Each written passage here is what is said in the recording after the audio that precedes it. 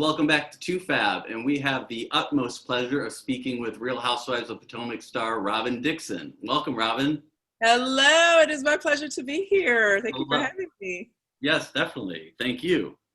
I'd like to start. I wanted to kind of just ask you how it all happened. How did Real Housewives happen for you?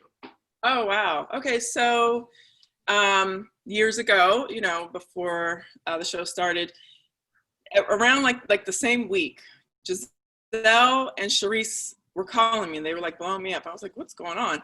So they were like, Bravo wants to do a show in this area. Would you be willing to talk to the casting director? And I was like, okay, like what kind of show? Like why do they want, why would I talk to them? I never, reality TV was never on my radar. And so I was like, yeah, I'll have a conversation with him. But like in my mind, I wasn't auditioning for a Real Housewives show. I mean, and I wasn't auditioning for anything. I was just like, okay, I'll have a conversation. So I had a conversation with him and he hated me.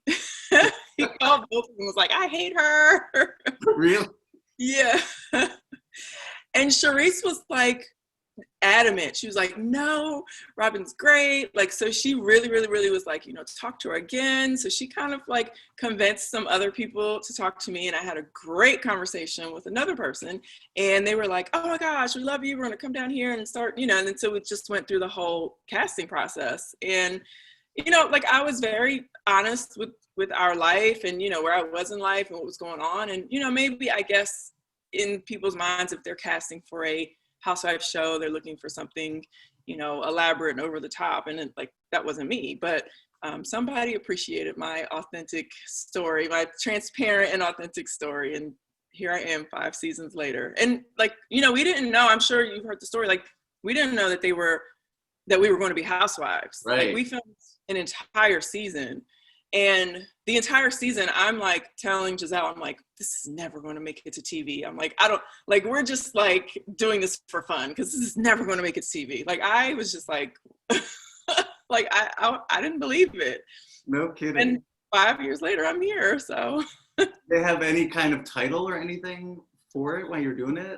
It was Potomac Ensemble is what they would refer to it as. So I think they knew that they liked, the area of Potomac and the prestige or mystique of Potomac itself. So we knew we were Potomac Ensemble. And I guess, when it was time to think about, okay, well, what show is this? We were thinking, well, maybe it's Ladies of Potomac, that they used to have that Ladies of London show. So we're like, oh, maybe it's a Ladies of Potomac or, but when they told us we were Real Housewives, I was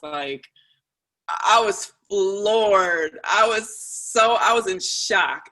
I remember that conversation like it was yesterday. How would you rate this season compared to the other 4? So, gosh, I mean, this season, it's a lot of drama centered around, really one event for the most part. I mean, you have Ashley and Michael and stuff like that, but a lot of drama centered around one event, which pretty much took precedence over the whole season. But I will say, I think for me, season 3 was far more, it was nonstop fights and drama. Every episode, somebody was arguing with somebody, from start to finish. So for me, season 3 was the most dramatic and kind of stressful and just, it was just a lot going on. Season 5 would be next, just because that altercation that just kind of that really changed some things and just, it just changed the whole mood of the season for the most part. Yeah. Then you would go to season 4 with the whole, cameraman butt grab, with comments, all that, the Michael Darby drama. Right. And then 2 and then 1. Yeah, as if we're going from level of drama and stress. Yeah. Sure. Yeah. Speaking of the altercation, are you still surprised at Monique's how she's handling it now? I'm incredibly surprised. Honestly, I feel like things could have just, the next day could have been better if there was, accountability and remorse and apology, even an adult conversation between the two of them. Like, I'm kind of like surprised, or I'm disappointed that it's been over a year later and we're still in the same position. And for me, I was most disappointed by the activity on social media, by, leaking everything to the blogs and not really telling the story the way it happened and not correcting that. So, it's too much activity that took place on social media, which makes me feel it's like the priority is, for some people, is on social media and the fans and the perception of the public versus actually healing these relationships amongst the 7 ladies, so that part is disappointing to me. It's like, we could have handled this much quicker, much sooner, much, in a smoother way, and been fine. And everyone would have been able to be okay with what happened because we would have gotten through it together. But the fact that there's so many outside voices taking place that are really making the experience worse, like it's pretty disappointing. Were you looking back when you see it? How do you feel seeing it? Just because, like, when I saw it, I was like, there was a reaction just for me who had never seen it at first, but you lived through it and then saw it.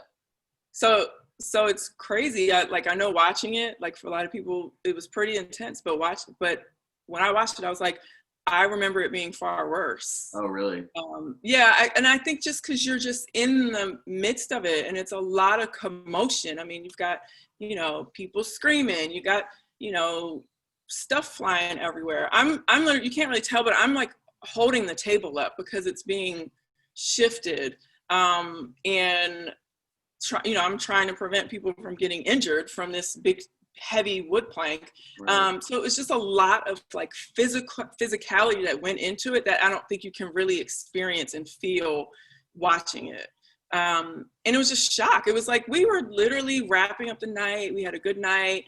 We went from Candace saying, oh, I love all of us, to like a melee. And it was just like so unexpected. So, just from left field. Like, I would have never have anticipated that would have happened the way it did. And for the reasons, well, I don't even know the reason. I still don't know the reason, to be honest. So.